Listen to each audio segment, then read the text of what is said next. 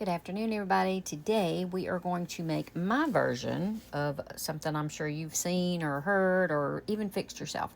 It's called cracked chicken. I don't know, whatever. So what I'm going to use is usually I just buy some chicken breast and I cut them up myself.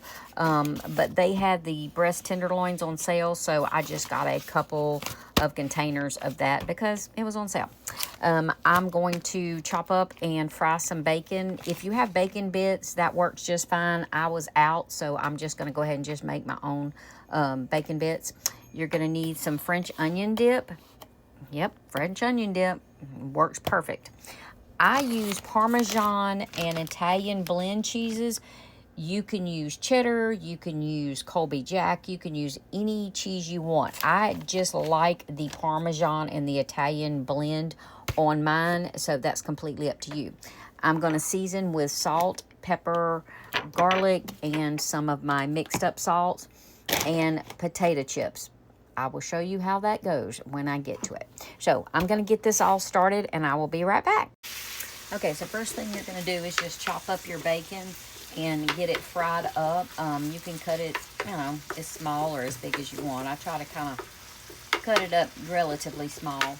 And then, or if you have bacon bits, of course, you can skip this step. All right, once your bacon is nice and crispy, you're going to want to take it and you're going to want to drain it on a paper towel. And set this aside and let it cool completely. And save this yummy bacon grease for later, because, bacon grease is yum. So once your bacon is cooled, we're going to get everything put together. But while we're doing that, rinse off your chicken really good and then dry it and set that aside as well. The chicken needs to be dry so that everything's okay. So since I'm in my tiny home, I'm having to do everything in stages. So we're gonna, I'm gonna show you each step. So we're gonna go ahead and you just pour all of your French onion dip. And I am using the Dean's because I like this one the best. I think it has the most flavor, but I've also made this recipe with the off-brand, and some of the off-brands taste pretty good too. So you dump your bacon in. You're going to add some salt, and you're going to not add too much salt, but you are going to add some salt. And then I'm going to put some crazy mixed up salts in here. Put some pepper, and then this is going to be pepper if you like it peppery. And then, of course, you're going to have to add your garlic.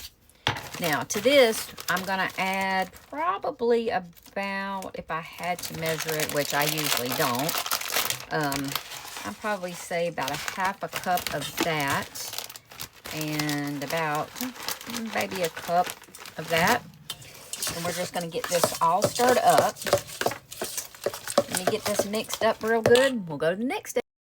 All right, once your chicken is dry and you've got all this mixed up, you are going to just take your chicken.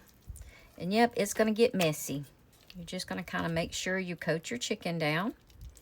And we're going to set this over to the side. Now, I know you're saying, but Kim, you showed potato chips earlier. Well, give it a minute. We got to get this stage first, and then we'll go to the potato chips. Okay, so once you've got them all coated, you're going to take your potato chips, and you're going to crunch them up. Now, you're going to want to make them small, but you're not going to want to make them crumbs, because you're going to want to put like a little coating on your chicken.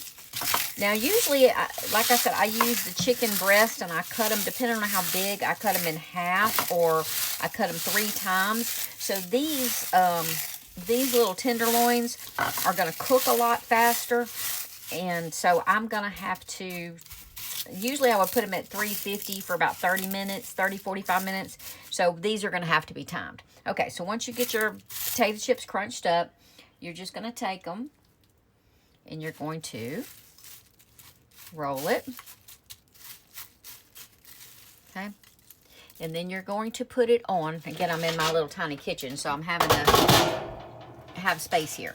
You're going to put it on a dish, cookie sheet with something that is raised so that it doesn't, so it gets crispy. It doesn't get too moist. So I'm going to get these all lined out, and I'll be back. Okay, I'm going to get all of them finished before they go in the oven. I just wanted to say real quick, don't overcrowd. You probably will have to use more than one cookie sheet. Something I learned the hard way is I had them all bunched up and they didn't cook evenly. And you want to make sure with chicken, pork, well, pretty much anything, that it cooks thoroughly. So because these are small, they probably won't take more than 30 minutes. So I'm going to finish it up. I'm going to get me another pan, and I will show y'all when they come out of the oven. Okay, so it went in the oven at 350 for 30 minutes. And then I turned it on broil for like a couple of minutes just to kind of make sure the potato chips were nice and crispy. I'm going to let this rest for just a few minutes. I'm going to make me a plate. Like I said, I made some loaded mashed potatoes to go with it. I'm going to make me a little plate and we're going to give it a taste. Okay, so I let it sit for a few minutes. The chicken is nice and done. Chips are nice and crunchy, so I'm going to give it a bite.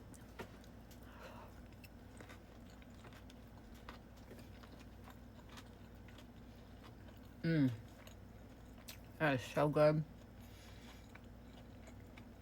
You've got the crunch of the potato chips, the softness of the chicken, the bacon, the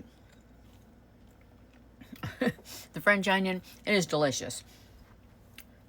You can add, again, you can put whatever cheeses you like with it. I like the Italian cheeses with it. Make you some loaded mashed potatoes, green beans, whatever with it. You got a perfect meal. It only took about 30 minutes or so, besides making the bacon. But if you have bacon bits, you could do it that way as well. This is a delicious meal. I'm fixing to bring some over to my mom and dad, my grandkids, everybody else is going to eat. It was a pretty inexpensive meal to make. So if y'all have any other questions, let me know. If not, enjoy, y'all.